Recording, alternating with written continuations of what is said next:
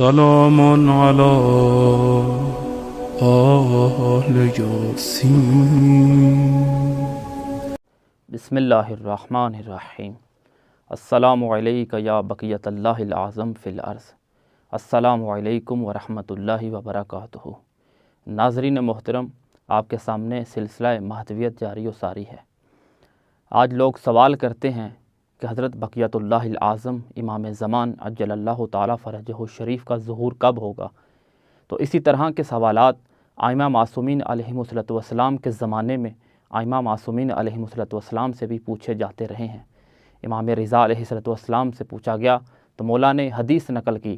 مولا فرماتے ہیں کہ میں نے سنا ہے اپنے بابا امام موسیٰ کاظم علیہ السلام سے، اور میرے بابا موسیٰ کاظم علیہ السلام نے سنا امام جعفر صادق علیہ السلام سے، اور مولا امام جعفر صادق علیہ السلام فرماتے ہیں کہ میں نے سنا اپنے بابا امام محمد باقر العلوم یعنی مولا امام محمد باقر علیہ السلام سے، اور مولا باقر علیہ السلام نے سنا اپنے بابا امام زین العابدین سے، اور مولا امام زین العابدین نے سنا مولا امام حسین علیہ السلام سے، اور مولا حسین نے سنا مولا کائنات علی ابن ابی طالب علیہ السلام سے، اور مولا کائنات علی ابن ابی طالب علیہ السلام نے سنا حضرت رسول اکرم صلی اللہ علیہ وآلہ وسلم کی زبان مبارک سے۔ اور اللہ کے رسول پاک صلی اللہ علیہ وآلہ وسلم سے یہی سوال ہوا کہ یا رسول اللہ متی یخرج القائم من ذریتک، کہ آپ کی ذریت سے آپ کے وصی ہیں ان کا ظہور کب ہوگا؟ تو اللہ کے رسول پاک صلی اللہ علیہ وآلہ وسلم نے فرمایا کہ انما مثلہ مثل الساعۃ، کہ میرے آخری وصی کے ظہور مثل ساعت ہے، ساعت کی مثل ہے، قیامت کی مثل ہے۔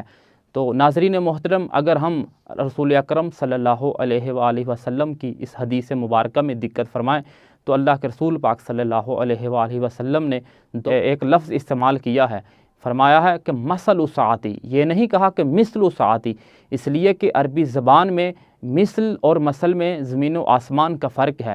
جب بھی عربی زبان میں لفظ مثل استعمال ہوتا ہے تو اس کا تعلق ہمیشہ ذات کے ساتھ ہوتا ہے، اور جب بھی لفظ مثل استعمال ہوتا ہے تو اس کا تعلق صفات کے ساتھ ہوا کرتا ہے۔ جیسے اللہ قرآن میں کہتا ہے کہ لیس کمثلہ شیء، کہ اللہ کی ذات کی طرح کوئی چیز بھی نہیں ہے۔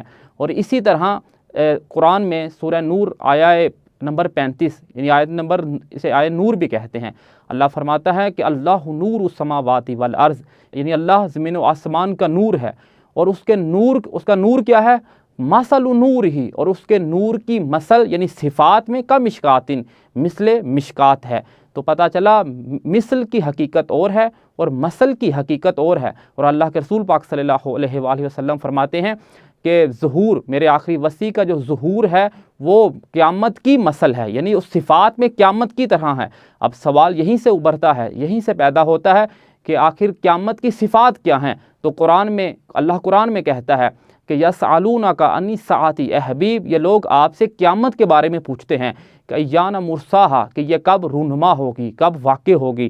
تو قل، اے حبیب آپ کہہ دیجئے انما علمھا عند ربی، کہ قیامت کا علم میرے پاس ہے، یعنی میں ہی جانتا ہوں کہ قیامت کب رونما ہوگی۔